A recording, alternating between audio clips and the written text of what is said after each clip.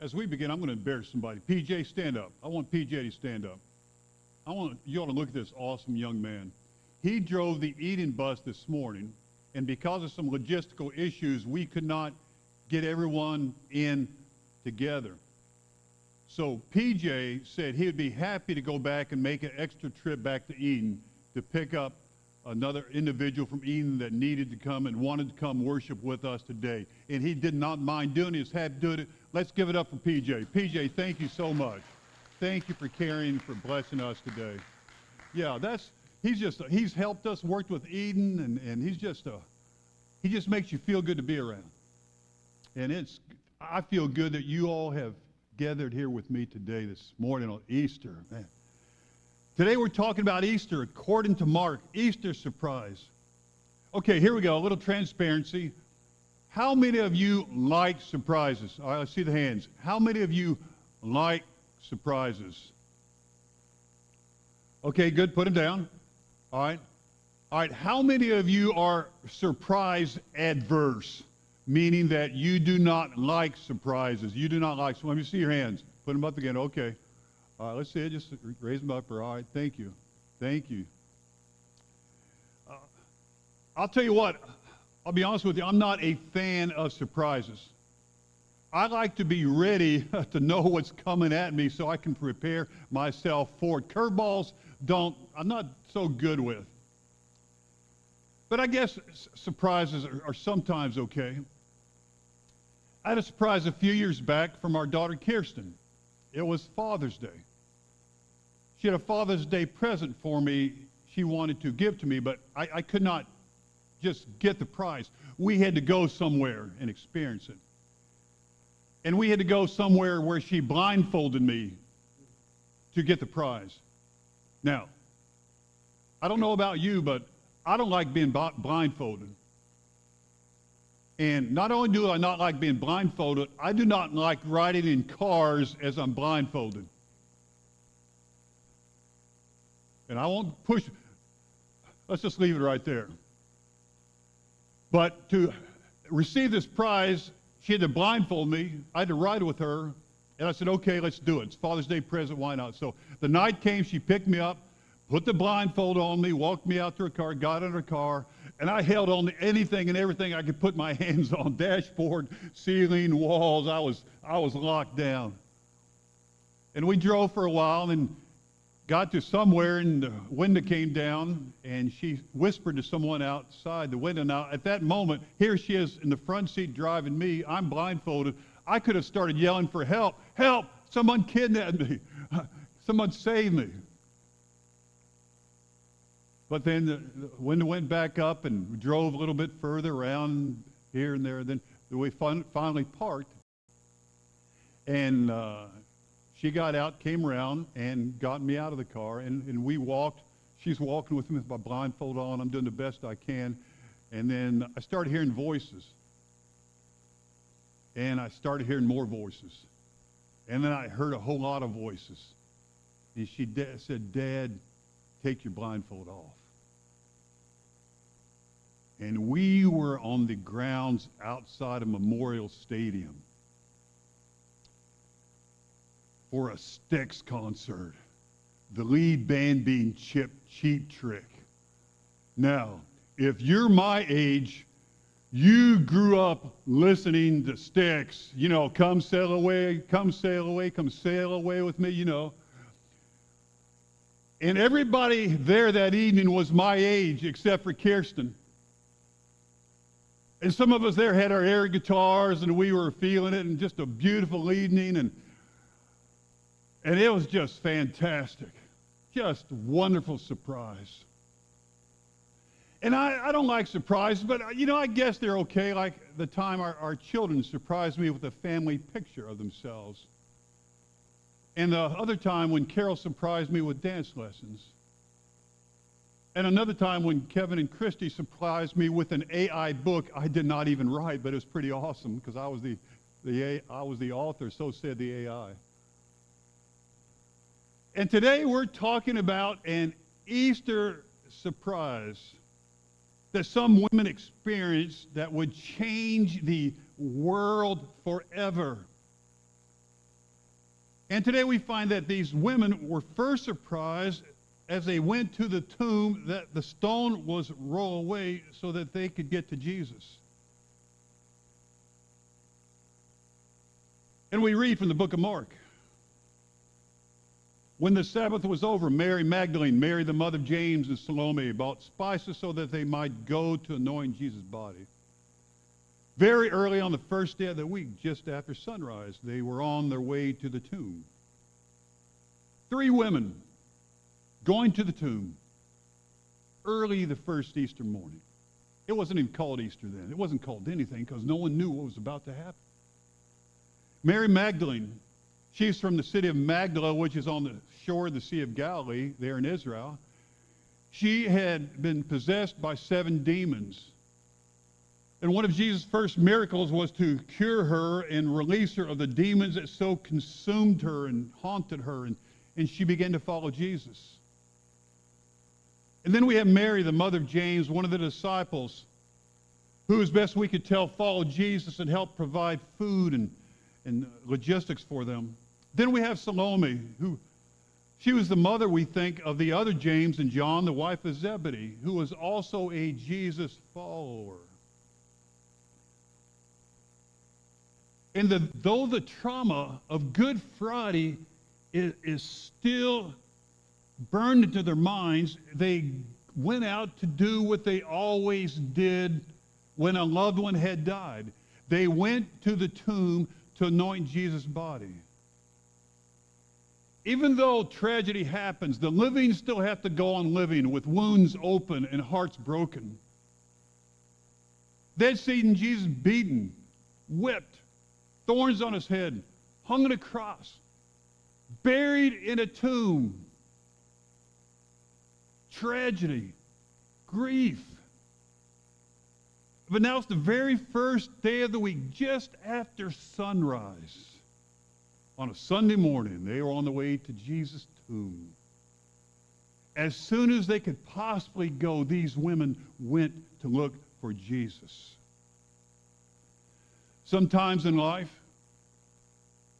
due to maybe some bad decisions that we have made, or due to the fact that life can be crushing, can crush us greatly, it's at those points when we don't know where to go or who to turn to or what to do next that we begin to think about and look to Jesus, as one minister worded it. Sometimes it's when we are flat on our back that we're forced to look up for the first time. And very early on that first day of the week, they were on the way to the tomb to find Jesus.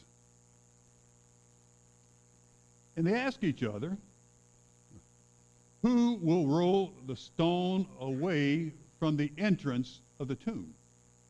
Now, tombs back then were like small caves cut in the side of hills, and there was a small opening for people to go in and out, and in front of the opening was like a groove that had sort of been cut out, and a round stone, wheel-shaped stone larger than a large wheel that was rolled in front of the tomb. Now here's a picture when we were Israel that we took of what one of these stones might look like.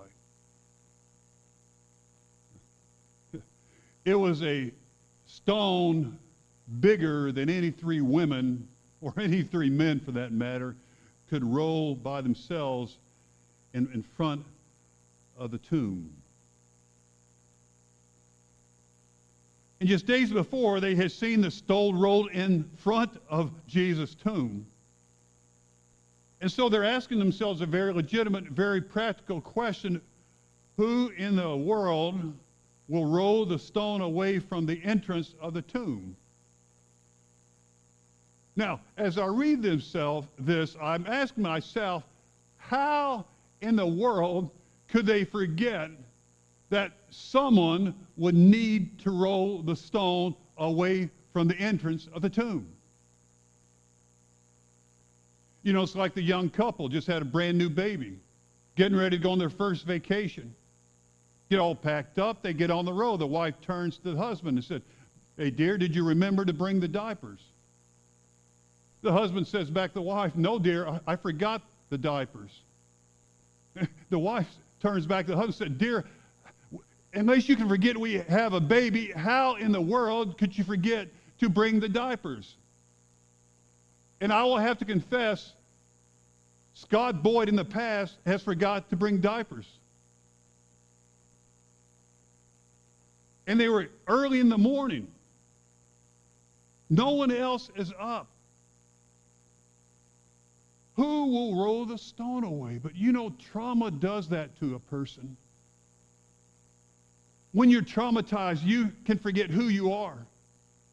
You can forget what you're doing. You can forget where you're at. You can forget what's going on in life because you're so traumatized and overwhelmed by the grief and the pain and the tragedy. And these women were experiencing all that as they go to the tomb and ask, who will roll away the stone?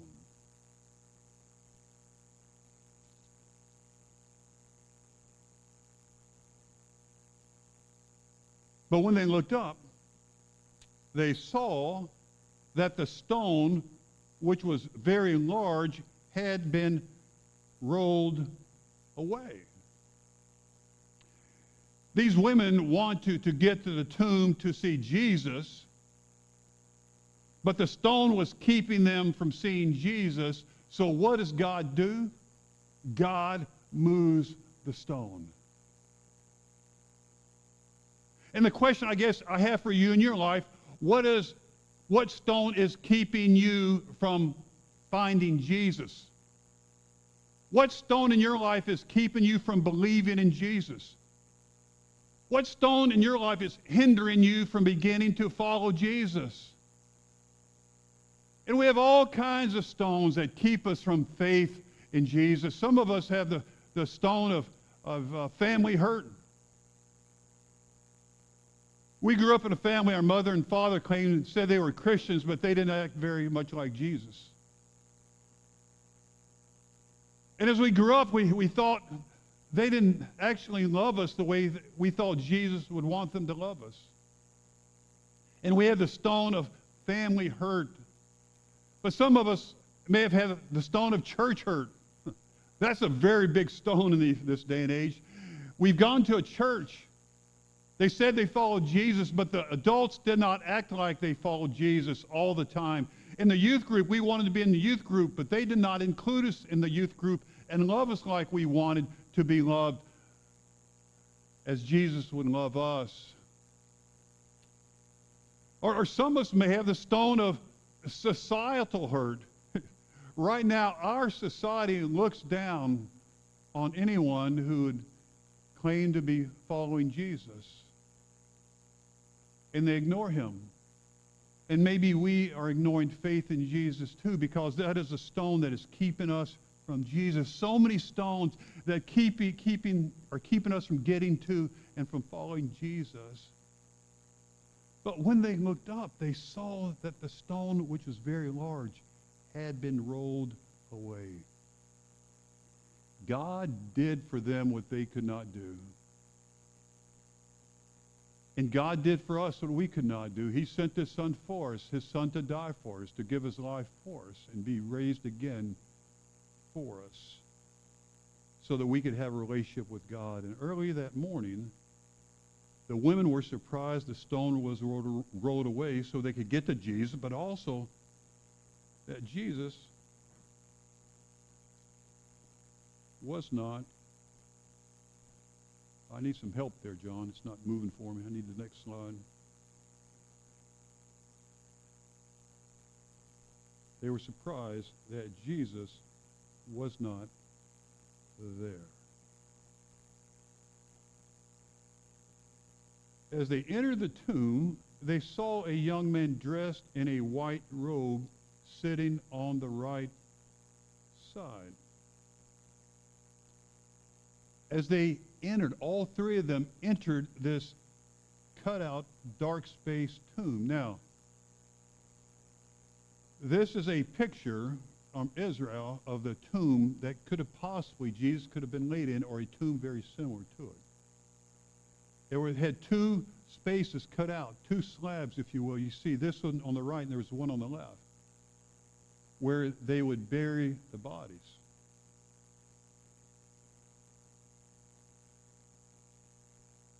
And it says, as they saw a young man dressed in a white robe on the right side.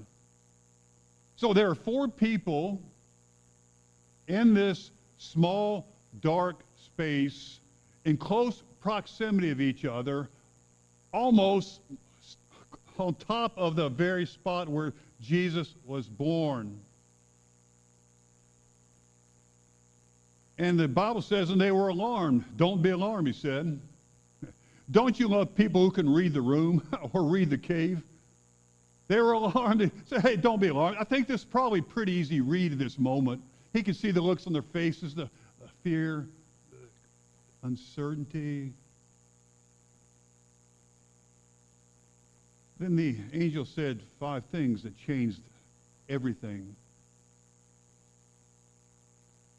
He told them, you are looking for Jesus the Nazarene, who was crucified. He is risen. He is not here. See the place where they laid him. And all the women looked down on an empty slab of rock. And in that moment, everything that these women understood about nature and the laws of nature and reality and all that they had known was challenged. Because based on their experience, when a person died, they were dead. Yeah, Jesus raised Lazarus from the tomb, but Jesus was the miracle worker. He does stuff like that, but now the miracle worker is dead. How is it humanly possible that a human being could raise themselves from the dead?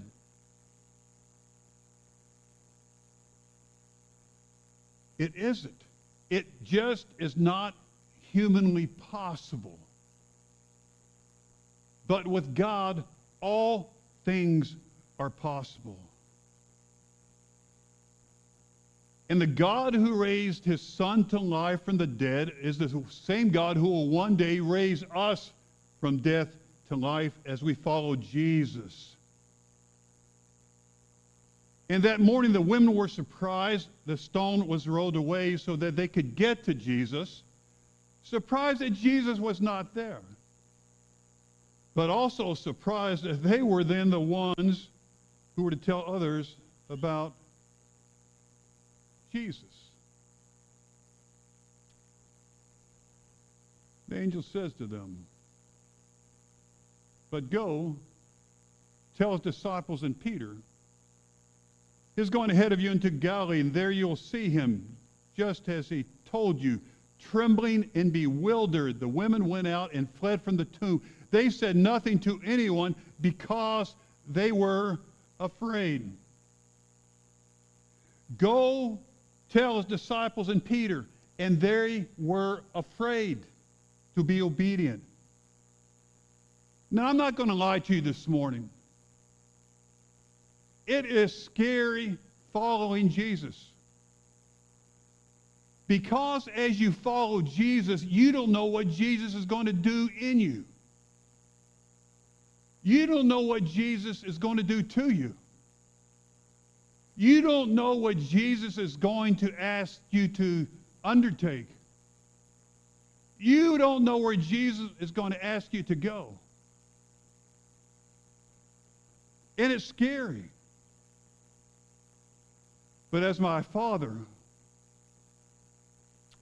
many years ago told me, Scott, there's no better life than the life of a Christian.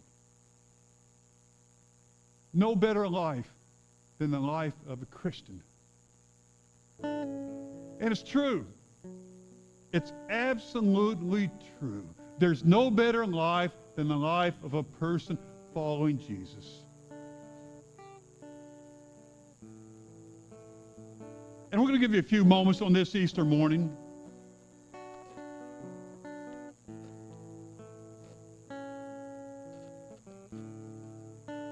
to maybe decide to begin to follow Jesus. Because maybe today, whatever stone has kept you from following Jesus, of church hurt, of family hurt, of societal hurt, a skeptical hurt. Maybe today that stone has been rolled away and your heart has opened up to the possibility of Jesus. But you're scared because it's uncertain. You don't know what's going to happen. But there's no better life. No better life. And right now, I'm going to challenge you to be bold. To be bold to make that decision. To be bold to begin to follow Jesus. To come forward and take my hand and pray with me. Pray that as you ask Jesus into your heart. Pray that you'd follow him with your life. This is your day. This is your moment. Will you right now come forward, take my hand, and seize it? As together we pray, I'll be standing here. Brian will be playing just for a few moments. We're not going to prolong this out. Decisions to be made right now, today.